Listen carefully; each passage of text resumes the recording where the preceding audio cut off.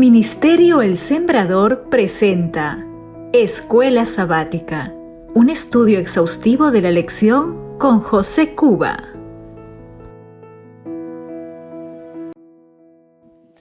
Buen día, bienvenidos a Escuela Sabática. Este espacio es promovido por el Ministerio Adventista El Sembrador. En esta semana estamos entrando a la última lección del trimestre. Con la lección de esta semana acaba el estudio que hemos venido realizando durante todo este trimestre. Para esta semana nos toca estudiar la lección número 13, que lleva por título Permanecer en toda la voluntad de Dios. Antes de empezar nuestro estudio de la lección de Escuela Sabática, permítanme hacer una oración, acompáñenme. Bendito Dios, te damos gracias por este momento, porque tenemos la oportunidad de estudiar tu palabra a través de la lección de Escuela Sabática. Danos tu bendición y tu buen espíritu. En el nombre de Jesús, amén. Bien, como les decía, esta semana nos toca estudiar la lección número 13, que lleva por título Permanecer en toda la voluntad de Dios. El versículo de memoria se encuentra en Primera de Tesalonicenses, capítulo 5, versículo 18. Nos dice así: den gracias por todo, porque esta es la voluntad de Dios para ustedes en Cristo Jesús. Lo voy a leer una vez más. Dice, den gracias por todo, porque esta es la voluntad de Dios para ustedes en Cristo Jesús. El versículo de memoria nos está recordando cuál es la voluntad de Dios. Y en esta escritura se nos menciona un punto de toda la voluntad de Dios. Nos dice, den gracias por todo. Dice que esta es la voluntad de Dios. Ahora, ¿dónde se encuentra la voluntad de Dios? La voluntad de Dios la encontramos revelada en la Sagrada Escritura. Y para poder conocer la voluntad de Dios, lo que necesitamos hacer es leer la Escritura. Necesitamos estudiar la palabra. Necesitamos meditar en ella. De esa manera vamos a poder conocer, entender la voluntad de Dios. Ahora, conocemos la voluntad de Dios. ¿Qué debemos hacer ahora? Obedecerla. Porque es mediante la obediencia como llegamos a un conocimiento exacto de su voluntad. Y si obedecemos su voluntad, vamos a recibir bendición, algo que naturalmente anhelamos. Ahora, el título de la lección nos dice permanecer en toda la voluntad de Dios. Ahora, hay momentos que la voluntad de Dios implica tener que experimentar cosas que no quisiéramos. Por ejemplo, pruebas, tribulaciones. Podemos entender entonces que permanecer en la voluntad de Dios incluye ambas cosas. Ahora, el Señor en su palabra nos llama a permanecer en su voluntad, no solamente en una parte, sino permanecer en toda su voluntad. Somos llamados a dar gracias a Dios en todo, porque esa es la voluntad de Dios para nosotros en Cristo Jesús. Ahora, notemos entonces que permanecer en toda la voluntad de Dios no solamente implica los momentos de bendición, sino también los momentos de dificultades. Bien, continuemos. El estudio de esta semana nos lleva a considerar un punto importante que tiene que ver con la evangelización. Para eso vamos a ir a Colosenses capítulo 4, versículos 7 hasta el 9, que nos dice así la palabra: todo lo que a mí se refiere os lo hará saber Tíquico, amado hermano y fiel ministro y consiervo en el Señor, el cual he enviado a vosotros para esto mismo, para que conozca lo que a vosotros se refiere y conforte vuestros corazones, con Onésimo, amado y fiel hermano, que es uno de vosotros. Todo lo que acá pasa os lo harán saber. Y en Efesios capítulo 6, versículo 21, la Escritura nos dice, para que también vosotros sepáis mis asuntos y lo que hago, todo os lo hará saber Tíquico, hermano amado y fiel ministro en el Señor. Podemos notar por esta escritura que permanecer en toda la voluntad de Dios incluye la evangelización. Podemos ver por la escritura que hemos leído que el apóstol San Pablo enviaba a sus colaboradores, ¿no?, a las iglesias que él pastoreaba. En este caso él los envió a Colosas para que a través de ellos hacerles saber a los hermanos acerca de Pablo y de sus asuntos, y al mismo tiempo Pablo poder saber acerca de ellos. Podemos notar por esta escritura que la evangelización no solamente implica predicar el evangelio, sino también acompañar a los nuevos conversos, a los nuevos creyentes, fortalecerlos, animarlos, cuidar la vida espiritual de los creyentes. Vemos también que acá el apóstol Pablo, a través de sus colaboradores, Tíquico y Onésimo, llevaba adelante mucha de su obra evangelizadora, ¿no? Mucha de su obra como ministro. Y en todas estas cosas que él hacía, que vemos cómo mostraba su preocupación por la iglesia, vemos esa parte humana y pastoral del apóstol San Pablo. Entonces podemos entender que la evangelización no solamente implica predicar la palabra, ¿no?, sino también acompañar, fortalecer, animar a los nuevos creyentes. Esto es parte de permanecer en toda la voluntad del Señor. Bien, el estudio de esta semana también nos lleva a considerar un punto importante. Nos habla de conectividad en la iglesia.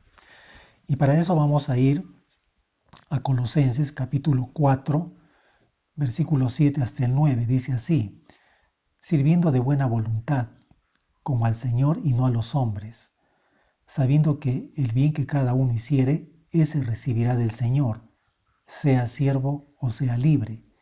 Y vosotros, amos, haced con ellos lo mismo, dejando las amenazas, sabiendo que el Señor de ellos y vuestro está en los cielos, y que para Él no hay acepción de personas. Esta escritura nos hace ver que el apóstol San Pablo fomentaba en las iglesias la conectividad entre los creyentes, es decir, esa relación cercana y el interés mutuo. Todo esto que el apóstol Pablo fomentaba responde a una necesidad humana, natural. ¿Quién no desea sentir apoyo? ¿Quién no desea experimentar calidez? ¿Quién no desea experimentar un interés mutuo con sus hermanos? Yo creo que todos. Y esto era algo que el apóstol Pablo fomentaba en las iglesias, porque la conectividad hace que una iglesia esté cohesionada, no solamente a nivel local, sino también en el ámbito universal. El apóstol San Pablo entendía que esto era parte importante de la obra del Evangelio. Pablo entendía bien que al fomentar estas relaciones podía estrechar los lazos y los afectos entre los miembros de iglesia. Él entendía que esto era parte de la obra de evangelización y que también era una expresión de la voluntad divina. Bien, el estudio de esta semana también nos lleva a considerar el siguiente punto. Nos dice perfectos y completos. Para eso vamos a ir a Colosenses capítulo 4, versículos 12 y 13.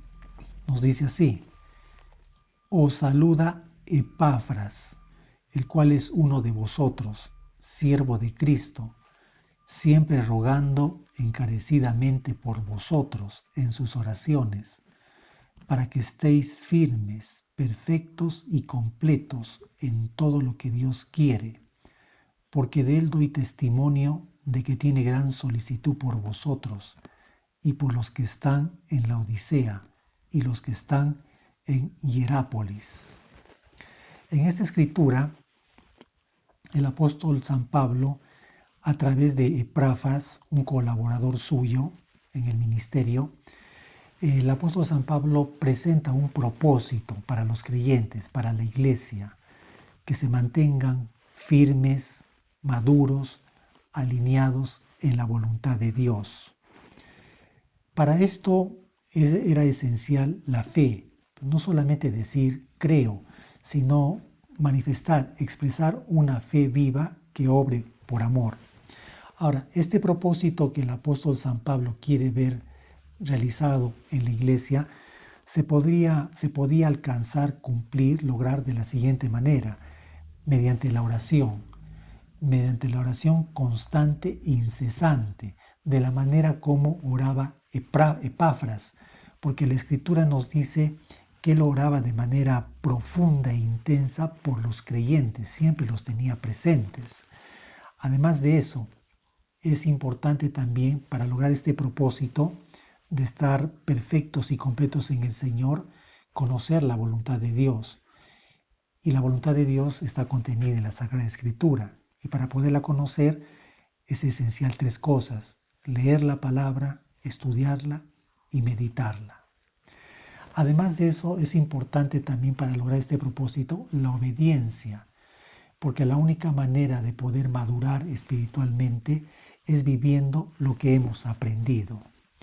Y finalmente, para lograr este propósito, era esencial que la iglesia pudiera vivir preocupada e interesada por el bienestar ajeno, porque no hay mejor forma de fortalecer la espiritualidad, alcanzar estabilidad espiritual mediante la vivencia en comunidad. Y esto era un propósito que el apóstol Pablo estaba empeñado en ver realizado en la iglesia. Ahora, recordemos, ¿no? La lección de esta semana nos dice permanecer en toda la voluntad de Dios. Y esto implica vivir en el mundo sin pertenecer al mundo. Para eso vamos a ir a Colosenses capítulo 4, versículos 14 y 15. Dice así: Os saluda Lucas, el médico amado, y Demas. Saludad a los hermanos que están en la Odisea, y a Ninfas, y a la iglesia que está en su casa.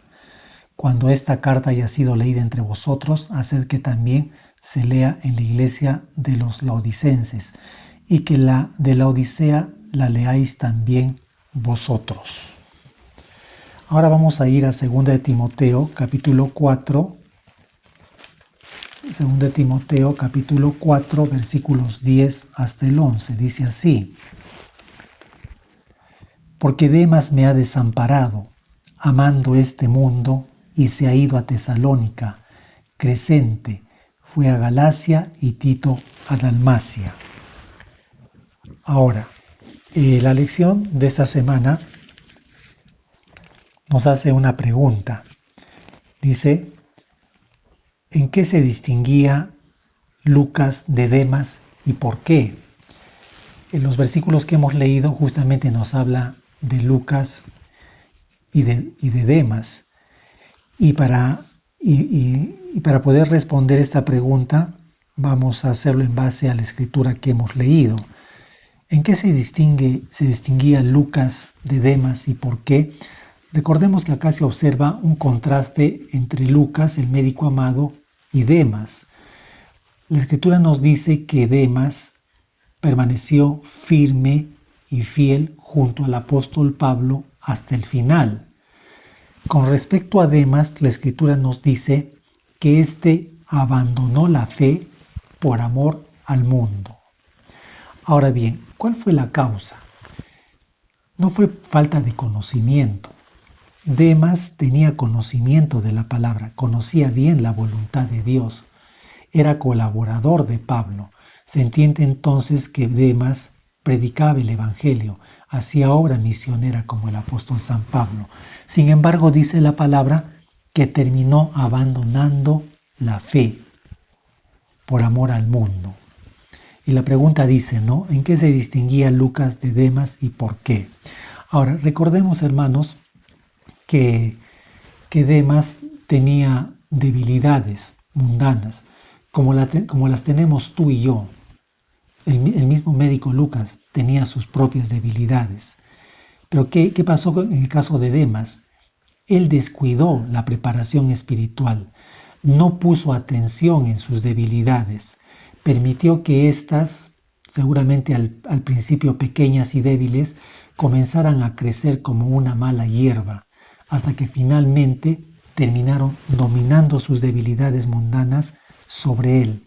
Y fue de esta manera como terminó renunciando a la fe, abandonando la fe para irse tras el mundo.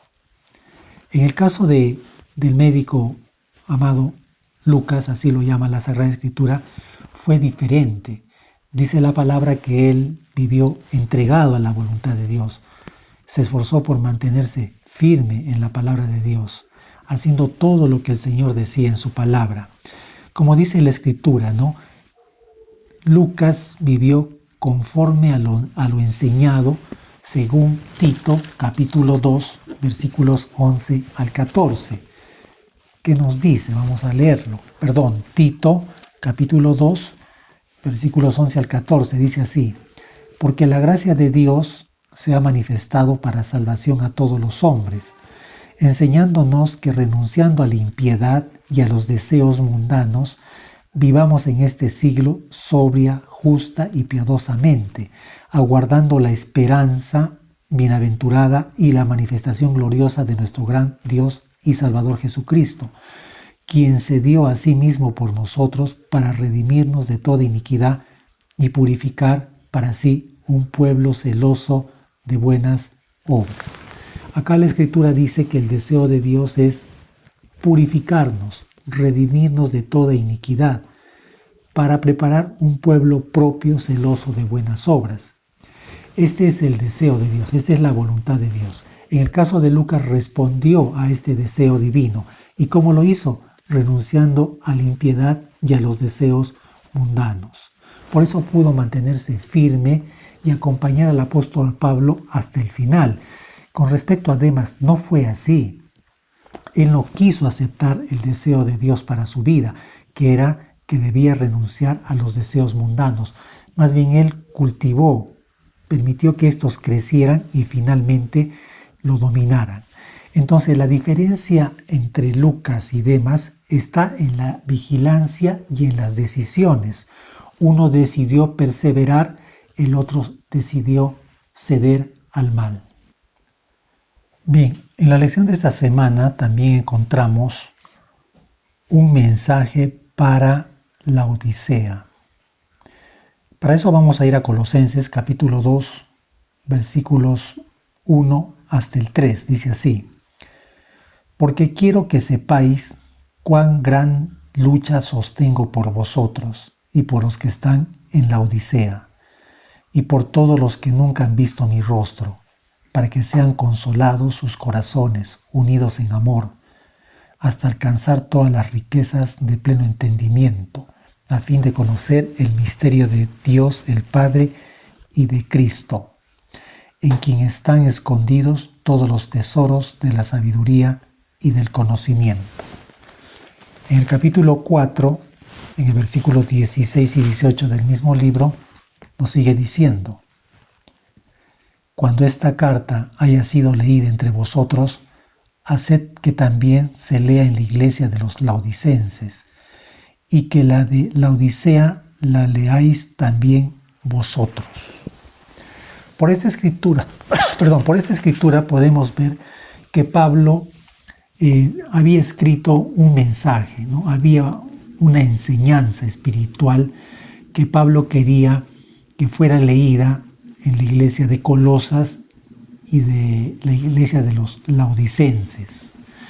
Ahora, notemos que este mensaje espiritual que Pablo tiene, para la iglesia de Colosas tenía un propósito y para la iglesia de los laodicenses otro, porque en ese momento, cuando la carta fue leída en Colosas, los hermanos de colosenses estaban bien en la fe, se estaban manteniendo firmes, unidos, unánimes, andaban en toda la voluntad de Dios. Por lo tanto, esta carta, el mensaje que había que leerse en sus iglesias, tenía un propósito preventivo, es decir, prevenirlos para que no vayan a alejarse de la voluntad de Dios. Muy por el contrario, que permanecieran estables espiritualmente, que maduraran espiritualmente.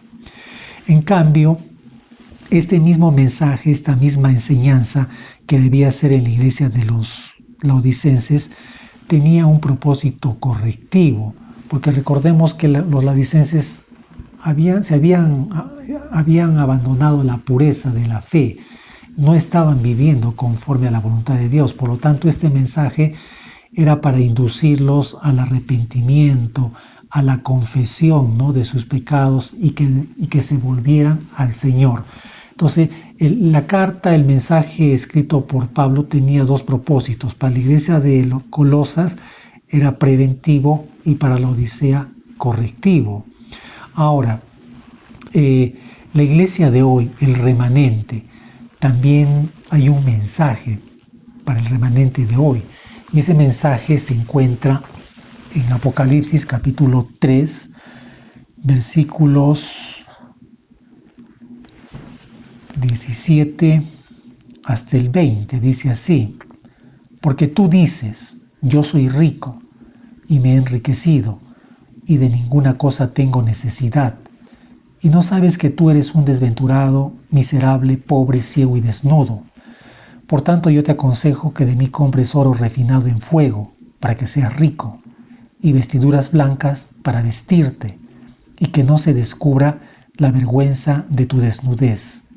Y unge tus ojos con colirio para que veas. Yo reprendo y castigo a todos los que amo. Sé pues celoso y arrepiéntete. Este mensaje de Apocalipsis es para la iglesia del tiempo del fin, o sea, para la iglesia remanente del tiempo actual.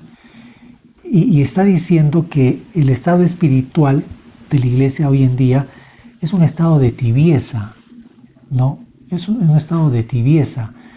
Eso quiere decir entonces que el remanente de hoy no está andando en toda la voluntad de Dios. ¿Por qué? Porque está en la tibieza. ¿Y qué significa estar en la tibieza como pueblo? Significa que estamos con un pie en el mundo y que estamos con un pie en las cosas de Dios. Estamos coqueteando con Dios, estamos coqueteando con el enemigo. El problema de los laodicenses, de la iglesia de hoy, es que estamos jugando con la gracia de Dios y estamos coqueteando con el mundo. Muchos cristianos hoy le estamos dando a Dios nuestros huesos y al diablo le estamos entregando nuestra carne. Y eso significa que no estamos en la voluntad de Dios por causa de la tibieza. Y Dios dice que si permanecemos así, nos va a vomitar. Ojalá, dice Dios, fueses frío o caliente, mas por cuanto eres tibio te voy a vomitar de mi boca. Y esto sería bueno enlazarlo con la obra que Jesús está realizando en este momento en el santuario celestial. Hay una obra de juicio y dice que esa obra de juicio debe comenzar primeramente por el pueblo de Dios, o sea, por nosotros. En esta obra de juicio se va a decidir quiénes tienen derecho a la vida eterna y quiénes deben ser desechados. Ahora, cuando pase nuestro nombre, ¿cuál será el veredicto que dé el Señor? Porque dice que todos vamos a ser pesados en la balanza. Entonces, antes de que llegue ese momento, necesitamos volver a permanecer en toda la voluntad de Dios. Para eso es esencial, ¿qué cosa? Arrepentirnos, confesar nuestros pecados, volvernos a Dios y permitir que el Espíritu Santo haga su obra en nuestros corazones, que es convencernos de pecado, de justicia y de juicio. Es decir, hacernos ver realmente cuál es nuestra condición espiritual delante de Dios.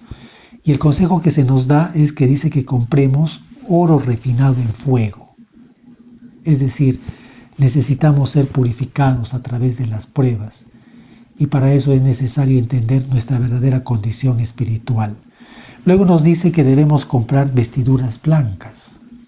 Y cuando se refiere a las vestiduras blancas, está haciendo una referencia a la vida impecable y pura de Jesús, que se nos puede acreditar gratuitamente si tan solo nosotros nos arrepentimos, confesamos nuestros pecados y nos volvemos a Dios. Y dice que algo muy importante, necesitamos comprar de Dios por medio de la fe colirio. A veces pensamos que estamos bien, pensamos que estamos en los caminos de Dios cuando realmente espiritualmente estamos muertos. Y lo único que nos puede hacer volver en sí y hacernos ver cuál es nuestra verdadera condición espiritual es Dios a través de su Santo Espíritu. Él es quien pone en nosotros ese colirio para que podamos ver, despertar a la realidad y sentir nuestra necesidad de un Salvador. Entonces es esencial que podamos salir de ese estado para poder andar de manera completa y plena en la voluntad de Dios. Permítanme leerles lo que nos dice en el día para estudiar y meditar. Dice de la siguiente manera: cuando el alma se entrega a Cristo, un nuevo poder se posesiona del nuevo corazón. Se realiza un cambio que ningún hombre puede realizar por su cuenta. Es una obra sobrenatural que introduce un elemento sobrenatural en la naturaleza humana. El alma se entrega a Cristo, llega a ser una fortaleza suya, que Él sostiene en un mundo de rebelión. Y Él no quiere que otra autoridad sea reconocida en ella, sino la suya. Un alma así guardada en posesión por los agentes celestiales es inexpugnable para los asaltos de Satanás, pero a menos que nos entreguemos al dominio de Cristo, seremos dominados por el malvado. Debemos estar inevitablemente bajo el dominio de uno o de otro de los dos grandes poderes que están contendiendo por la supremacía del mundo.